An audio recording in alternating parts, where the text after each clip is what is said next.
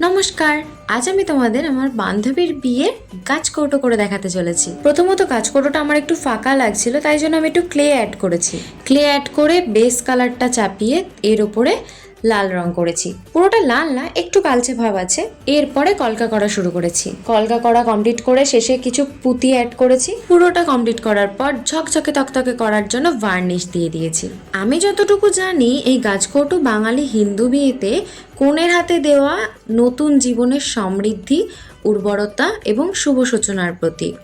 এটি মূলত দেবী লক্ষ্মীর আনুষঙ্গিক হিসেবে বিবেচিত হয়। গাছকৌটোয় সিঁদুর ও রূপোর মুদ্রা রাখা হয়, যা কনের বিয়ের পর শ্বশুরবাড়িতে নিয়ে যায়। বিশ্বাস করা হয় এটি নতুন ঘরে সুখ, শান্তি ও প্রাচুর্য নিয়ে আসে। এবার তোমরাই বলো গাছকৌটোটা কেমন হয়েছে। ভালো লাগলে অবশ্যই কমেন্টে জানিয়ে যেও। আর তোমরাও যদি বিভিন্ন ধরনের জিনিস আমার থেকে কাস্টমাইজ করাতে চাও, তাহলে স্ক্রিনে দেওয়া নাম্বারে হোয়াটসঅ্যাপ করবে। পরবর্তী ভিডিওতে দর্পণের কাজটা দেখাতে চলেছি। আজকের মতো এই পর্যন্তই থাক। সকলে সুস্থ থেকো, ভালো থেকো, আনন্দ থেকো। আজকের মতো টাটা, দেখা হচ্ছে পরবর্তী ভিডিওতে।